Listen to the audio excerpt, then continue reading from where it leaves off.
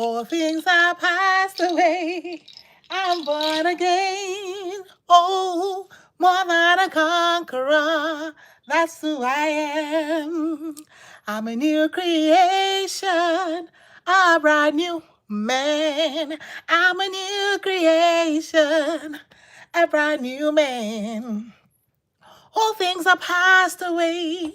I'm born again, more than a conqueror. That's who I am.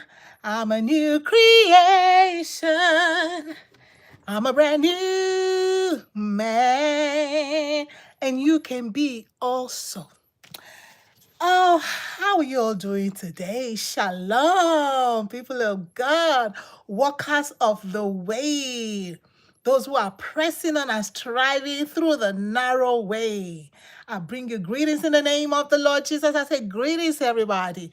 Listen, guys, I was listening to some people talk today, and I just like, you know what? I think this is a problem that a lot of people have. Not being able to see Jesus in the Old Testament, and so because we don't see Jesus in the Old Testament, we want to actually leave out the Old Testament. Whereas Jesus already told us that he came to fulfill all that was written about him in the Torah, in the Psalms, and in the prophets. So sometimes I'm wondering, what are we looking for again? So I think what we should actually be intentional about is, how does this thing reflect Jesus? I'm going to share something that is really interesting, and is really, really interesting, guys. I love it. I love it. So, of course, I'm going to go to Leviticus 13. That book that they tell you if you want to sleep, you should read this just in case, as you're sleeping, PA. That book is packed. It's packed with Jesus, left, right, and center. Left, right, and center, you see Jesus written right there. Like, Jesus just plastered all over Leviticus, like plastered all over Numbers. I'm reading, I was like, that's Jesus. I'm like, that's Jesus. It's so wonderful. So listen, there's a cloth that people wear. I told myself I can never wear it. Why? Because I saw it in Leviticus. You know, there's this ripped jeans. People wear this jeans that is ripped. They call it ripped jeans. Some people call it stressed jeans. But you know that in Leviticus, when somebody has leprosy, which is considered as sin, you know, like Egypt is the world and leprosy is sin, because leprosy has no cure. Only the priest can declare the leprous person clean. Hey, how are you? I see you, you're so Noah. Shalom. You speak Spanish? Hola, ¿cómo está? ¿Cómo está? Don't speak too much for me. That's all I handle. Just a little here. The poquito español, poquito. Bien? Oh, okay. Muy bien, too. Okay. But listen, guys. Stressed jeans. Ripped jeans. I saw in Revelation that somebody that has leprosy, they have to actually wear clothes that are ripped. And, you know, it's not here, I say, but if in my country, when somebody has like really, really serious madness, they actually rip their clothes. They tear their clothes. So I question you, why you wear ripped jeans? Child of God, where's your conscience? You know, the day I read that thing in the scripture, I was like, oh, I never even wear tear cloth anyway from time. So, of course, so even if I had the idea of like, oh, it's looking so pretty, and some people say, okay, you know, you don't have to wear like that. You can wear something under it. Like my friend, that's what she does, because she wants to wear ripped jeans. So she will wear like leggings or whatever inside and wear the ripped jeans. What's the purpose? It's all ripped. So that did it for me. So we're talking about leprosy today.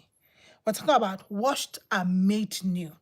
Listen, let's dig deep in this Leviticus 13 and 15, and you're going to see Jesus.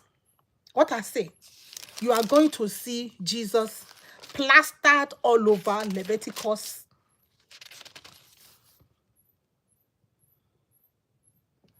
Like I said, leprosy is one thing that there's no cure for it. No.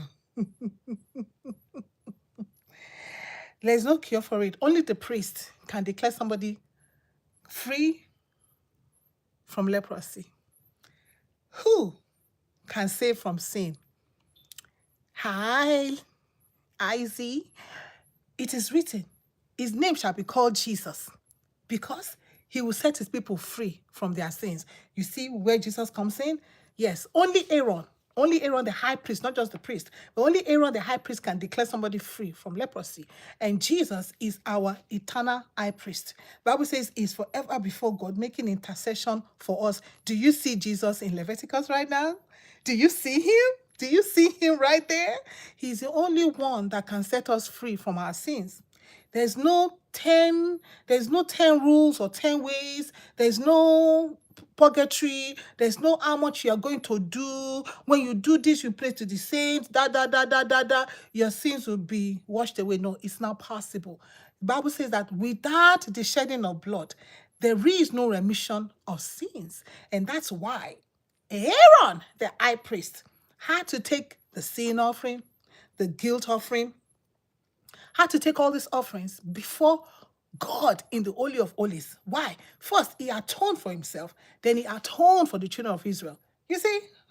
But Jesus did not have to atone for himself because it was the righteous Lamb of God. Jesus hung on the cross with his own blood, atoning for our sins. It's wonderful. It is marvelous. So Leviticus 13 to 15 paints that vivid picture of sin through the lens of leprosy. Like I said, leprosy is one sin, it's one sickness that nobody can cure. People just live with it unless God cures it. Unless God cures it. So that's why God loved the world, that he gave his only begotten son. Remember I said sin, Egypt is the world, and sin is leprosy. In the scriptures, that's what you liken leprosy to sin.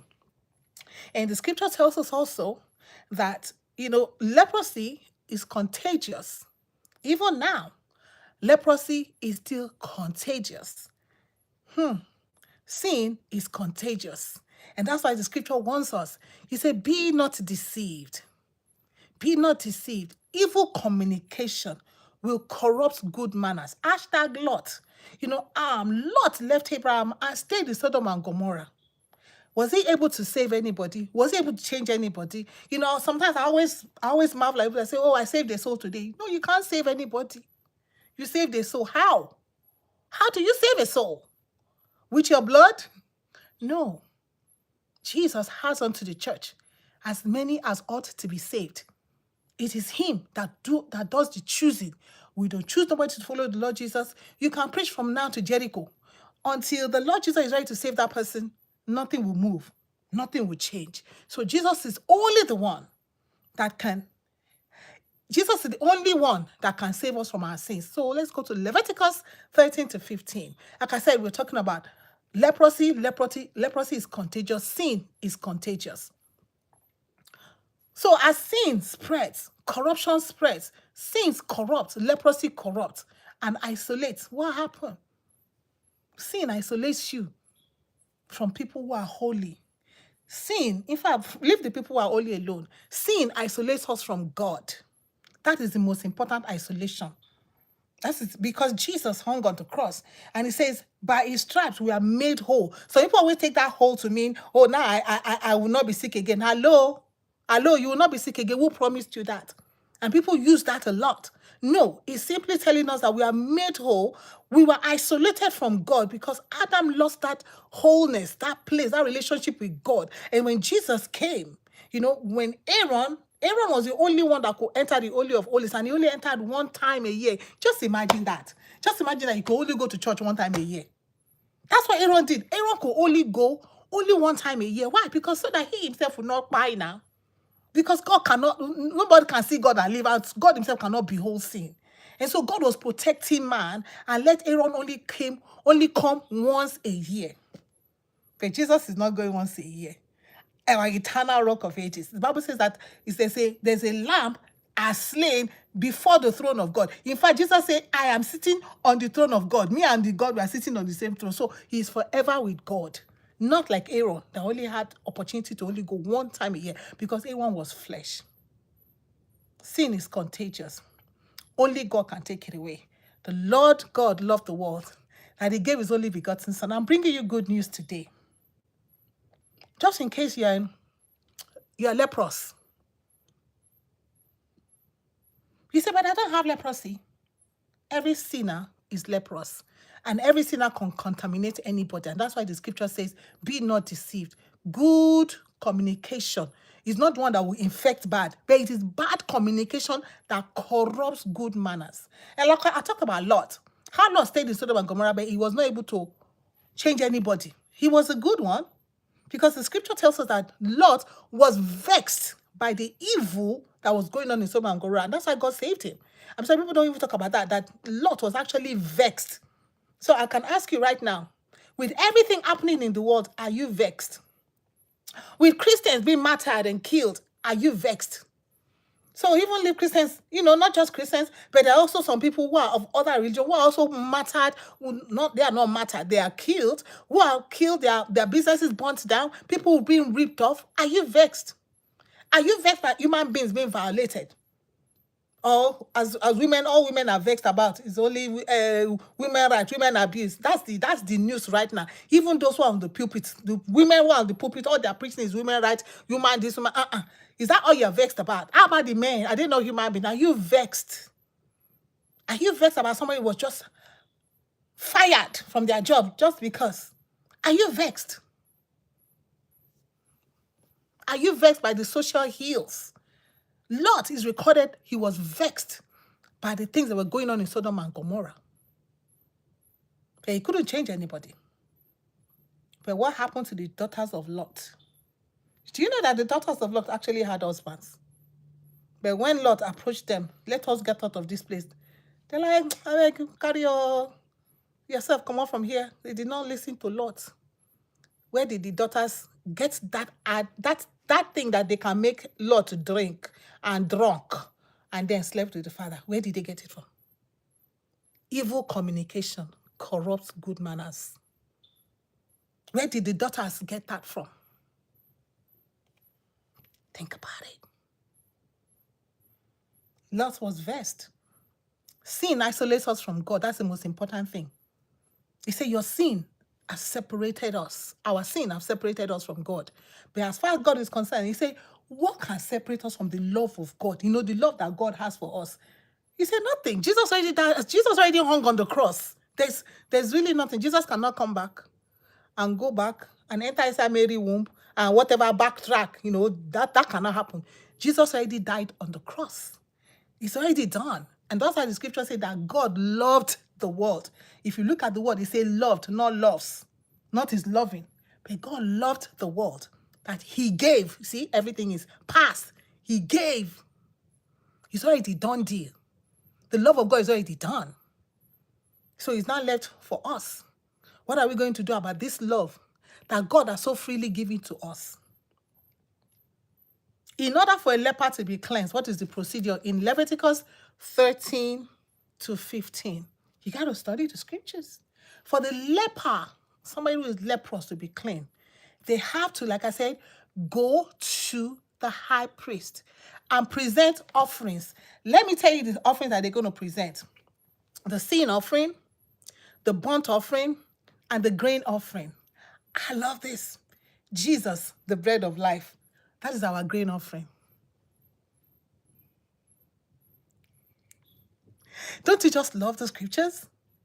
Jesus, our sin offering. He that knew no sin was made sin. Jesus, and then Jesus was also crucified outside the camp, because when they did the offering for sin offering and burnt offering, the animal was slaughtered outside the camp. The blood was brought into the temple, given to the high priest Aaron, who went into the Holy of Holies to present it. And what happened to the carcass? It was burnt outside the camp. That's why Jesus was crucified outside the camp. the book of Hebrews tells us that, lays it plain to us, and say that is why we also must come to him outside the camp. That is why we cannot be, as yesterday we talked about God telling Moses and say, tell the people of Israel, I am the Lord your God. You will not do, or you should not do, you shall not do, you cannot do, you must not do the things that happen in Egypt where you are coming from. Those ways you cannot continue in them. And as you are going to the land of Canaan, you must not, you should not. It was a command. You must not adopt the ways of the Canaanites. You're like, well, so what can we do now? God said, be holy for I am holy. He now laid to the children of Israel. That's why God said, I am the Lord your God. He has chosen the children of Israel, just like he has chosen you. Like nobody, I said earlier, nobody can come and say, oh, I saved some, we love to say that. And it's pride for you to say, oh, I saved 10 people today. I saved 50 people in my lifetime. You saved nobody. Even yourself, you did not save. So if you did not save yourself, how can you save another human being? And they always say, okay, when the scripture said that he that wins a soul is wise. Do you know what? Did you know the context of that scripture?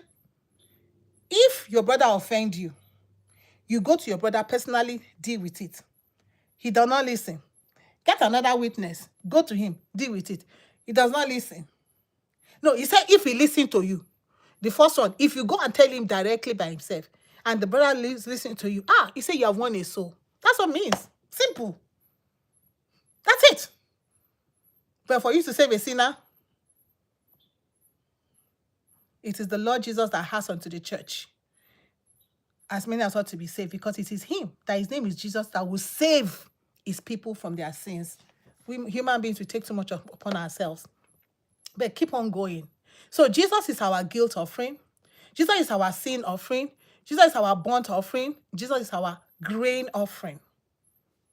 All fulfilled so that the leper, the person that has leprosy, can be made whole. What is wholeness? Wholeness means relationship back with God. Let us go back to the temple. Aaron could only enter the Holy of Holies once a year. There was a partition. See that partition? That's exactly what happened in the Garden of Eden. Before Adam sinned, God will come down. There was no partition. He will come down. He will fellowship with Adam. They will have fellowship. But when Adam sinned, then partition. God did what? Drove him out of the garden. Partition. Then he put what? An angel with flaming sword that is going 360. You see, we are doing 360. I did that one. We're doing 360 photo. Before you do 360 photo, God already did it. Because the angel with the blazing sword was going 360. Nobody could enter. Partition. And so when God gave Moses the replica of the temple to build, the partition got to be there. Why? Because Jesus hadn't come. But when Jesus hung on the cross, Jesus saving the people from their sins, what happened? The curtain from the very top to the bottom, split in two. Now we can see. Now we can read Leviticus. Now we can see. Before we couldn't see. Why? Because when Moses went to the Lord, when Moses went to Adonai and stayed with Adonai for a while, when he came down, his face was bright. And you know what the people told him? I beg Moses, you cannot see. In fact, at first they told Moses, we cannot stand the voice of God before we die. You go and talk to this God and then come and tell us. Are we doing the same thing today? Are we telling, let our pastor go and hear, let the prophet hear, let this person hear? I don't want to hear the voice of this God. I don't want to read this scripture. Let other people read it and come and tell me what it is. That's what they told Moses. And when Moses came down, he had to cover himself. And the scripture tells us that the same thing that is happening now, because they told Moses to cover his face, he says the same way there's still a covering when people read the Torah. Did you know that's in your scripture? There's still a covering when people read the Torah. But Jesus hanging on the cross removed it. That's why I say if you draw closer to me, I will draw closer to you. That's why God showed us this in the book of Leviticus 13 to 15 about leprosy. We're digging deep. Come on, let's do deeper. I'm going higher. Yes, I am. Yes, let's dig deeper. Leprosy. Washed. Jesus said to Nicodemus, who was supposed to be a teacher in Israel. Jesus told her, are you a teacher in Israel and you do not know that one has to be born again? Because when Jesus told him that, Nicodemus was like, come on, how can somebody, he's looking at himself, will I enter back into my mother's womb and be born? Jesus said, are you a leader in Israel and you don't know this? This is a fact. This is something that you should know, that people go through different stages of birth in life. You get born, you're a daughter. After a while, you get married. Yeah, you are born again into married life. You change your name, become married woman, become husband, you are born again. It's the same way. So what happened? Spiritually, we also have to be born again. Again. And then as you grow, then you are born again to becoming a child again. Jesus said, Nicodemus, you are a leader and a teacher in Israel and you do not know this? Jesus said, except a man be born again. And I always emphasize this, he cannot see the kingdom of God. So with the leprous, the man that has, with the leper, even though they have been to Aaron with the sin offering, the guilt offering, the burnt offering, and the cereal offering or the grain offering, you can also call it. These are 4 offerings that they offer. Even after they've done that, there's a second step, and that's the step I'm talking about today. What is the second step, you may ask me? It's called washing. And Jesus told Nicodemus the same thing. He said, except a man be born again, he cannot see. He cannot see. That means you cannot even know that you're a sinner. You cannot begin to understand what you have done. You cannot even see yourself as a sinner, except a man be born again. And that born again, there's nothing that you have to do about it, because Jesus is our sin offering. Jesus is our burnt offering. Jesus is our grain offering. Jesus is our guilt offering. We can no longer offer any animal blood, because the blood of man, the Son of God, cannot be compared to the blood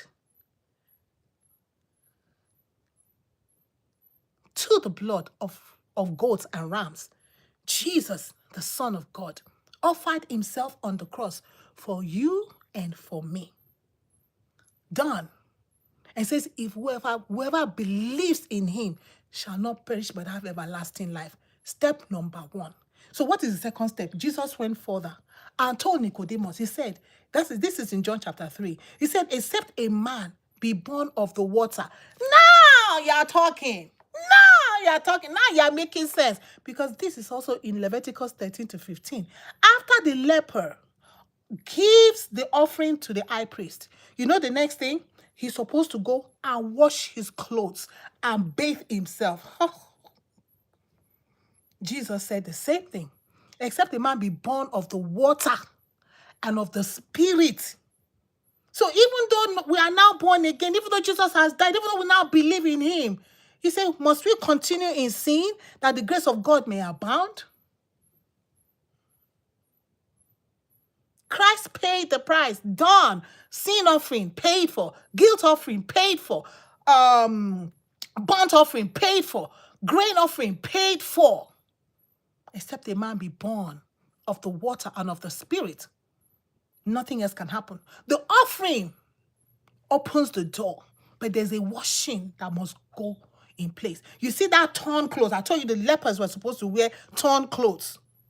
Yeah, I'll go there. There are some things you cannot wear no more, because the leper is supposed to take off the clothes and bathe, wash. That's why we are washed. We are washed, they say, by the water of the word. We don't go and be bathing with animal blood. No, they were sprinkled, right? but we are sprinkled by the word of God. In fact, we are washed by the word that Jesus speaks to us. Every time we get the scripture, we read, and he says, oh, you know what? You have to take care of foreigners and sojourners that come your way. You have to be kind. You have to be compassionate like your Father is compassionate. Then you begin to look at this stuff and begin to look at your life and see how you're going to amend yourself. That is the washing of the water and of the Spirit. Because Jesus said in his word, he said, the words that I speak to you, they are spirit and they are life. So in case there's a confusion anywhere, the water is the word, the Spirit and life is the word. He said, this life is the light of men. Jesus is this life. This life that we have, it is the light of men. Men are looking at you, are looking at me. They want to see Jesus. And I pray, God, please let them see Jesus in me. Let them see Jesus in me. Yeah, pray that prayer. Let them see Jesus in you. Let them see Jesus in you. The washing is symbolic of the washing of the water and the Spirit. Jesus made it plain. He's expressed in his word. Let's not be confused, but how can you be washed if you don't read the scripture? I bring to you, I encourage you, I am pleading with you. If you want to be washed, if we want to be washed, it's not enough to say, I'm born again, I go to church. No. No. The scripture tells us that it's not he who is a hearer that is blessed in his deed. He said, but he who is both a hearer and a doer. Are you doing the word of God? Am I doing the word of God? Are you doing the word of your pastor? Are you doing the word of your leaders? Which one are you doing? There's church culture, but there's Jesus culture.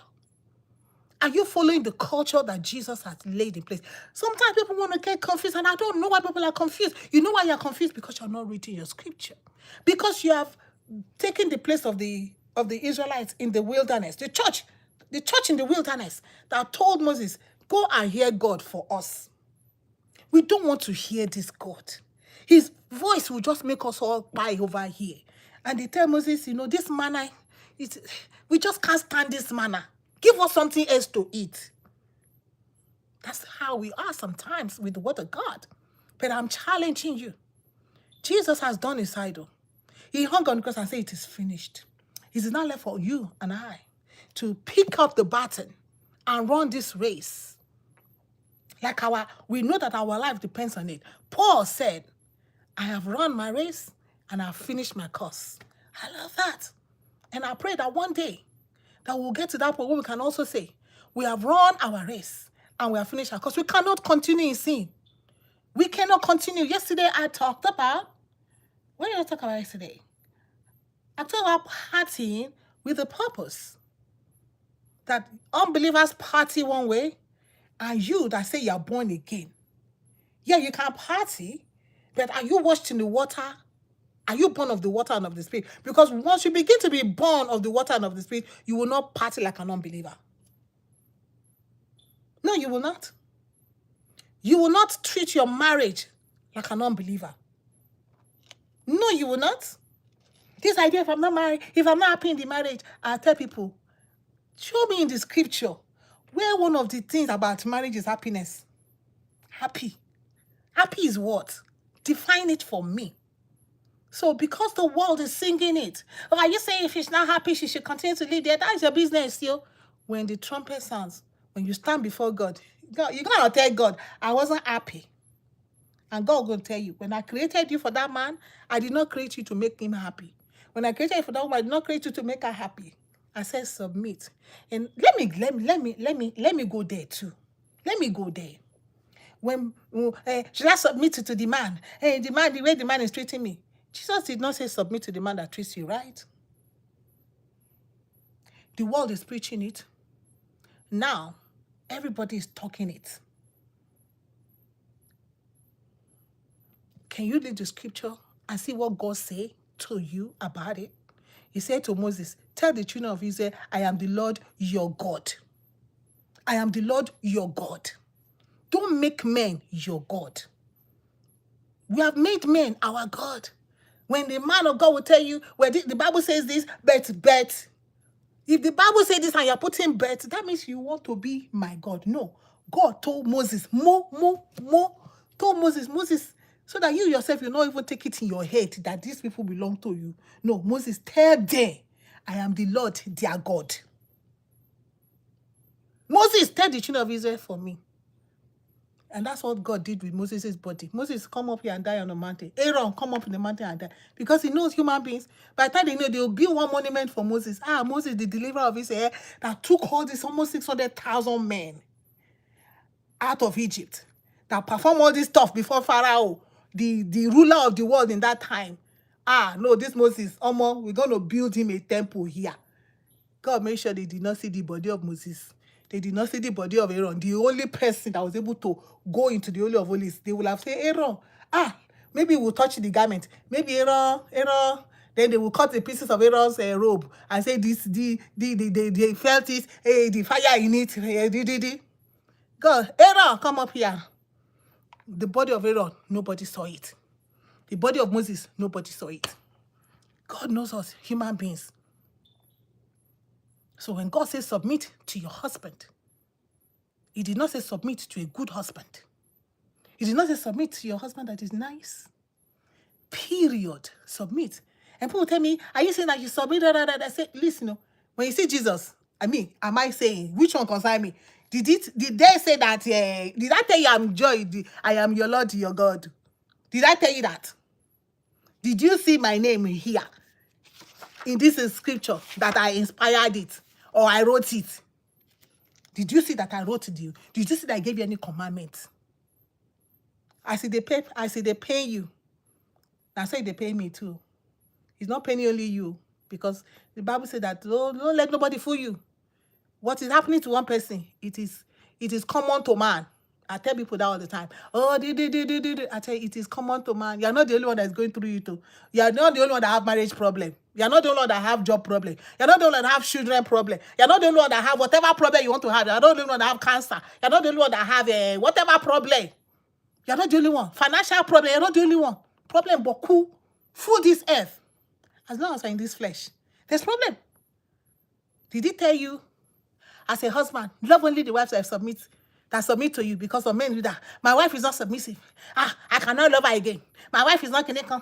My wife cannot cook. I cannot do this again. Did God tell you to love the wife that can cook?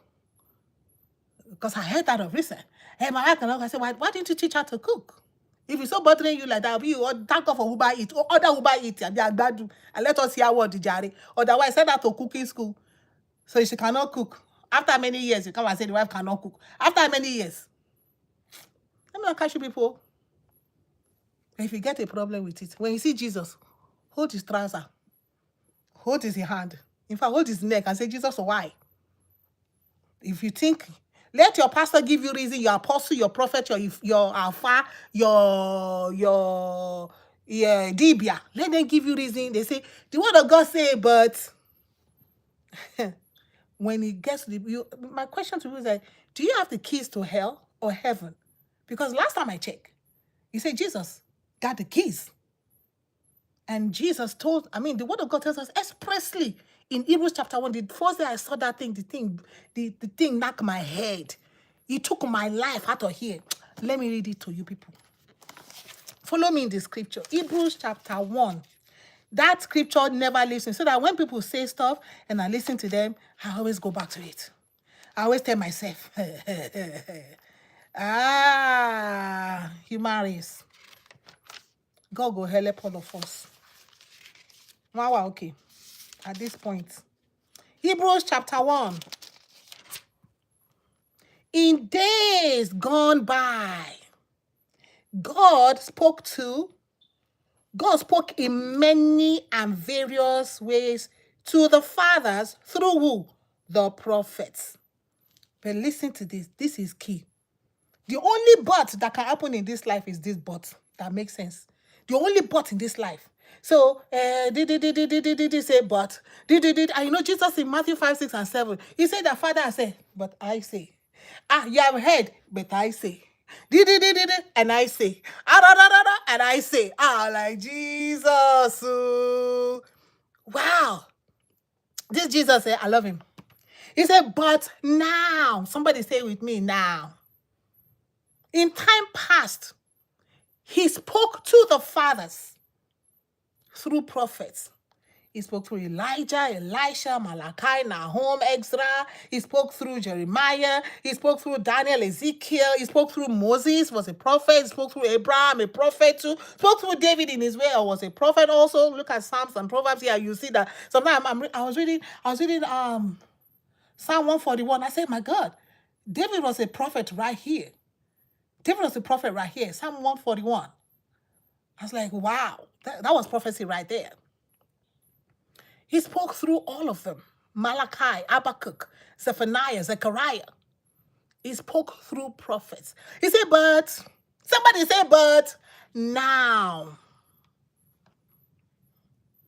in this present day and hour, he has spoken to us through his Son, to whom he has given ownership of everything, and through whom he created the universe. In the beginning was the Word, and the Word was with God, and the Word was God. The Word was made flesh, and the Word dwelt amongst us. And in Genesis it says, in the beginning God said the Word. He has chosen to speak to us through Jesus. And some people get confused. I was listening to a debate today. Well, did Jesus nullify? Did Jesus say clinical? Did Jesus say clinical? You better believe the Word of God. There's a song we sing. I think I was singing that song. No. It's yeah. You know all this enemy song that come from the Old Testament? But Jesus came what? He said, but I say. Jesus said, but I say. And so, these guys that were talking today, I think to me, they were really confused about the whole Testament. Well, if God said they should kill all the babies, kill all the diddy, kill all the diddy. You know one thing I love about Israel is IDF. Israel their military is called IDF, Israeli Defense IDF Force. They are not Israeli offense. So the guys was like, okay, look at God told Samuel to go and send Saul to go and wipe out. I said, because you are not following the story, because you are talking as another religion, wanting to talk about the scriptures that you don't know, that the Amalekites, when Israel came out of Egypt, that they attacked the weak. They attacked the vulnerable from the back and killed them. And God said, God already said it down. He said, let them go. But I will not forget it. God said, I will not forget it. That's why God was upset with Saul. Saul, one thing I asked you to do, because God promised the Amalekites he was going to pay them back. Because he's bringing his children out of Israel and out of Egypt, and you attack the vulnerable. So the same thing, God cares for the poor. The same way, if you treat the poor, God will not forget the way we treat the poor. God will not forget the way we treat widows. God will not forget the way we treat orphans. God will not forget the way we treat people that cannot help themselves. Be careful how you treat those who are vulnerable. God will fight for the widow. He will fight for the fatherless. He will fight for the orphans. He will fight for the child. You might be like, you succeeded. You raped that girl. You destroyed that family. You put that home asunder. You might think that you are okay. You did it. The Amalekites were okay that it was done. But God said he wasn't going to forget. And so when it was time, God is not a God that, okay, destroy them right now. No, God give you time. Time. You see whether you will repent. He's a righteous God. He's a king of righteousness, Melchizedek. The king of righteousness, the king of justice. When you attack the vulnerable, when you attack the whole and the people who are weak, because in the back were people who are weak. The people who are in front were the ones who are agile and ready to take the country that God gave to them. The people they put the weak behind to take their time and becoming those who are lagging behind. They were laggers. And you attack the laggers. And when God said he was going to judge, and when it was time for God to judge, and another religion will be saying somewhere and say, why did God do that? You questioning God? He's unquestionable. He's unquestionable. So it's happening even now. And that's why God said, vengeance is mine, saith the Lord. God is not expecting us as Christians to take any vengeance. Vengeance belongs to him. He will do it at his own time when he will do it. I read that scripture in Revelation when they were asking the Lord Jesus, when are you going to avenge Avengers, the martyrs, people who are martyred for the scripture. Now there's a fight. Trump is, clamoring down on Nigeria and talking to the leadership. You better sort this Christian clean of Christians, sort it out before I do something about it. Do you know how long the killing has been going on? Do you know how long Christians have been martyred and killed? And I mean, not just Christians, but just people being killed, their houses burnt, their ways of sustaining themselves burnt. God is not God. God takes his time. God is warning, but he never forgets. He said he will not forget. Deuteronomy 34, I think. He says, the Lord God, gracious and merciful. I got to read that. Exodus 34. That's not what I was talking today, but let's look at that. Exodus 30, I think it's in my other Bible.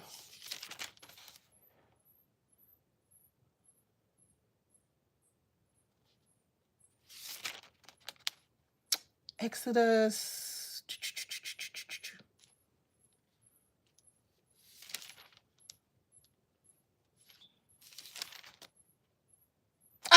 Exodus 34. I wasn't far from it. Adonai descended in the clouds, stood with him there, and pronounced the name of Adonai, talking to Moses. Adonai passed before him and proclaimed, Adonai is God, merciful and compassionate, slow to anger. That is the nature of our God. Slow to anger. Listen. Rich in grace and truth. How did Jesus come? Jesus came full of grace and truth. People are confused whether Jesus is God or is not God. Jesus is God. This Adonai is rich in grace and truth, showing grace to the 1,000th generation, forgiving offenses. That's our God. That's how you and I can be born again today. That's why we can say, Lord Jesus, forgive us our sins, and he forgives us. Forgiving offenses, crimes, and sins. Yet, you see, this yet is also the but. He says, yet not exonerating the guilty. God does not exonerate the guilty. He takes his time. He's slow to anger. He said, vengeance is mine. He will avenge your case and your matter. But that's not even what we talk about. How did we even get here? Today we're talking about you are washed and made new. Jesus has taken your place. Jesus has offered himself as your sin offering, your guilt offering, your burnt offering, and your cereal offering. What is next? It's time for you to go and do what? Jesus said, except a man be born of the water and of the Spirit. And we have seen that this water is the word of God because he's washing us with the water of the word. And Jesus said, the water that speak to you, they are spirit and they are life. Jesus made the way, but now we must walk it. That's why we fight the good fight of faith. That's why he tells us to put off the old man. There's so many things that we need to put off. Every time I always tell myself, oh my God, I've done this one again. I have to put it off. Sometimes I'm like, you did it again. But you see, I love the Lord Jesus because he knows that we are but flesh. Before I ever did it, Jesus knew I was going to do it. It doesn't take him, okay, I didn't know she was going to do that. I didn't know she was going to tell that lie. He knew. But you know what is waiting for me? He's waiting for me to come washing. He says, if we confess our sins, he is faithful and just to forgive us and to cleanse us from all unrighteousness. So no matter the sin you have committed, except you have committed the sin of blasphemy. Sometimes I used to wonder, I say, what is the sin of blasphemy? But God is slow to anger. Everybody can come and give the definition of the sin of blasphemy. I'm waiting for the Lord Jesus in his word. And when it is ready, he will open it. But until then, right now, all of us are just hanging around things that have to do with the flesh. That's why I say if you put off the old man with his lust, put off lying, put off malice, put off envy. Let me bust your bubble. Do you know that if you disrespect your husband, it's not a sin? Because people want to make you feel like, oh, you disrespected his husband. No, you have not committed a sin. Because guess what? Even your husband disrespect God. That's the time when the boy, I say, hold up, uncle. You said everything that God told you to do. Did you do it? The same way when we come down on our children, I say, hold up. Everything that God told you to do, did you do it? So if these children disobey you, they're just following you because as you disobey God to your father, they are also disobeying you. And you disobey God, you go to God and pray, God forgive me, God forgive you. These children to forgive them. Is that not what the scripture say? Forgive us our sins, as we have forgiven those who have sinned against us. Some people, they are Christians, their heart is deep. Unforgiveness is their nature. But that is not the nature of God. And then you want God to forgive you your sins. How? When the scripture says, forgive us our sins as we are forgiven. We're not saying, well, God forgive me first, and I'll forgive. We don't command God. We don't. Let me not go. That scripture, they say, you can. I was talking to my sister. Yeah. All this commanding the day. Command. Yeah. I said, why are you command? Who are you to command God? God say, I'm sovereign. Can you tell me what to do? But the scripture says, I said, can you read the scripture again? Jesus was asking a question. Are you commanding me? Commanding me? It's a question. He said, when God said we should command, I said, no, you all read the scripture upside down. Why? You know why it is so? It is because you have allowed Moses to go to God and come and tell you only what he wants to tell you. And so what God has done, that veil is still right there. The veil is still right there. So that when we read Leviticus, it is to help us to sleep. They tell you, if you want to sleep, you cannot sleep. Carry the book of Leviticus and begin to read. Yeah. Once you sleep, you know that you still got the veil. And Jesus said that is exactly what is happening. He says, when they did not allow God to speak to them directly and they put a veil over Moses, God put a veil so that when they read Moses, they still got the veil on. It's in your scripture. The day the veil is off, Jesus broke it from top to bottom. That veil covered Moses. That veil was there in the temple, the Holy of Holies, because only Moses went up. Only Aaron went into the temple. But God wants to talk to you. God wants to commune with you. He says, come unto me. He did not say, come unto Moses. In fact, Moses did not, I tell people that, I said, Moses did not tell people to follow him. For people that want to follow the laws of Moses, everybody that's following any prophet in this life, you're following a man like you, flesh and blood. You're following a man like you. You're going to have a problem. I'm going to have a problem. If in my walk in God, all I'm doing is following a man like me. They are flesh and blood. Fallible. Only God is infallible. Don't let no man stand before you as if I am sinless. There is no wrong in me. And the only person that have wrong is the person that is sitting in front of them. As for them, they are clean, holy. No. He said, all have sinned and have come short of the glory of God. Don't let nobody tell you otherwise, that all have not sinned. As long as you have flesh and blood, if you have not sinned, there is no need for Jesus to come. And if you have not sinned, you don't need a physician. Because Jesus said, it's only the people who are sick that need a physician. And Jesus is what? He's my physician. He's my physician. I tell people, I'm number one sinner. Me and Paul. Paul says number one. Me, I follow Paul. I follow Paul to drag the first place. First position of sinner. I follow Paul to drag it. You know how you say, there are two people that get first in this class. Now me and Paul get the same prize. Sinner. But Jesus came. So I don't know if you want to follow Paul to drag, follow us to drag the same position. Say, me too, I think I am a sinner too. Jesus came for you. Jesus has paid the price already. So sister, brother, what you got to do? Pick up the word. Begin to read. Start the washing. Let the word of God wash you. Let the Spirit of God be born of the water and of the Spirit so that you can enter. It's not enough to be born again, no. People just think, I'm born again, I'm heaven bound. You lie. We lie when we do that. Otherwise, we're saying that Jesus is a liar, because Jesus said, you will see when you're born again. But except a man, he said, unless and except a man be born of the water and of the Spirit, he cannot enter. You can come to my front, to my house, knock the door, I'll let you in, stay in the foyer. But if you enter my bedroom, there's a relationship In fact, not even my bedroom. No, no, no. Bedroom is like that one. To enter my whatever, I don't know.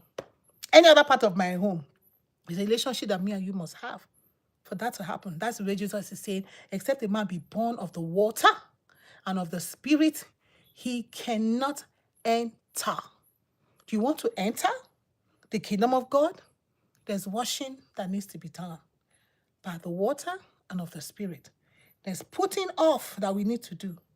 And then we'll begin to put on and walk in the newness of life.